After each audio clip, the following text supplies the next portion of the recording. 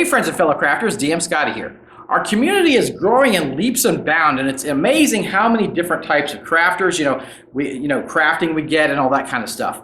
But with the DM's craft, I have a particular philosophy, and I wanted to kind of lay that down for you guys in a maybe more concrete detail as we get more and more people coming into this pool and putting their own spin on it or doing their own thing.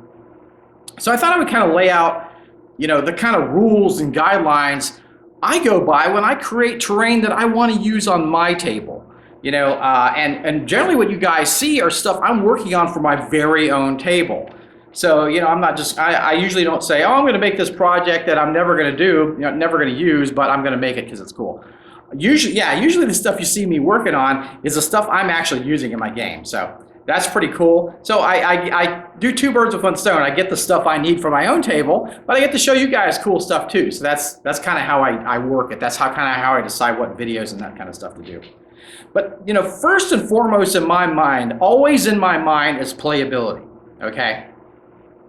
And if you have a bunch of 3D terrain or high walls or that kind of thing, it makes it really, really, really hard to play in.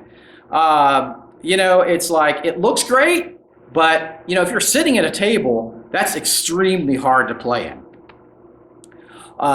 So that's my main concern whenever I make terrain. I make 3D elements and that kind of thing, but my general gist of what the stuff I do is to make stuff that's playable, that you can play on, that's easy for everybody to see what's going on at the table, and you don't need to get up and look around and, there's a giant mountain in your way and you can't see the orcs on the other side.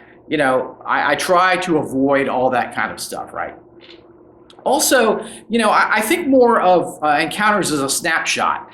Like people might want to build a whole castle out, when really you may only have a few encounters. You may have encounter at the gate, you may have some rooms inside the castle and that kind of thing. So do you really need a whole huge giant 3D castle? It's cool, but you probably don't, and then you got to store the dang thing when you're done, right? You got to find somewhere to put it.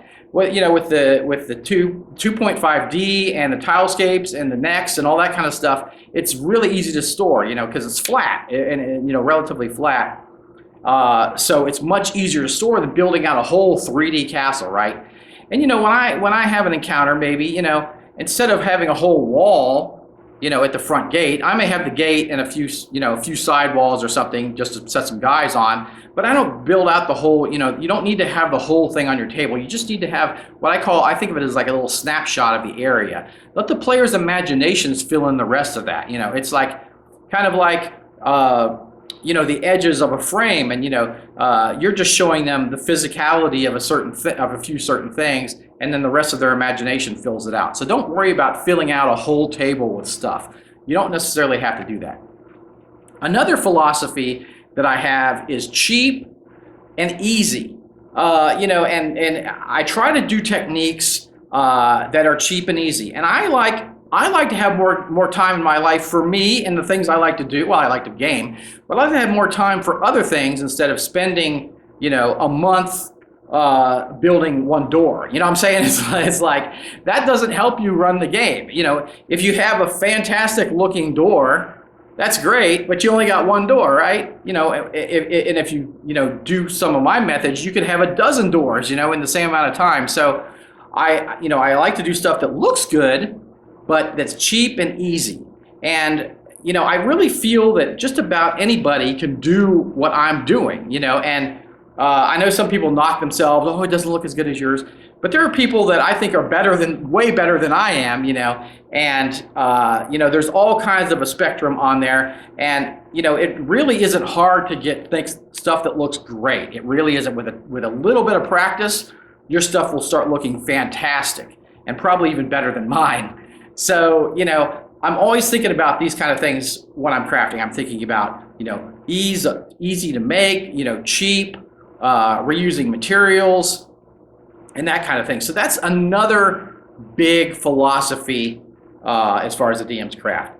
And the last thing I think about is I really want, anybody who's interested in this hobby, I don't want them to feel intimidated, okay? I feel that you can see, some people can see some builds that, that are fantastic that people do. but they can be very intimidated by that. It's like, oh, I could never do that. Well, I don't want anybody to ever feel that they can't make something that I've made, because it really is easy. Just a glue gun, a razor knife, scissors, a few other, some paint, a few other items, and you can make just about anything that I'm making. Really, it's just that easy. And I try to keep it that easy that you don't have to be an artistic, master to make what I'm making. But you can make the stuff. It looks great on the table. It's super cheap and it's fun. Really that fun factor of making it. A lot of people, including me, think it's just as fun to make this stuff and as it is to play on it. And then revealing it to your players is such a joy. They're like, wow, that's so cool. And you have that pride of something you made. Instead of just go out and buy something, you have this pride that hey, I made this little world here, and we're playing in it, and all our imaginations are working, and it's just so great. It's so fun. So I thought I'd take a few minutes, to talk about my kind of DM philosophy, my kind of DM's craft philosophy. So there we go. That's really it. It's playability. It's inexpensive. It's accessible for everyone. Easy to do and fun. Yeah, I mean, they're fun art projects. They're not, or craft projects. They're not so daunting that somebody's like, oh my gosh, I could never ever do that. I don't want anybody to ever feel that way when they try to do my stuff.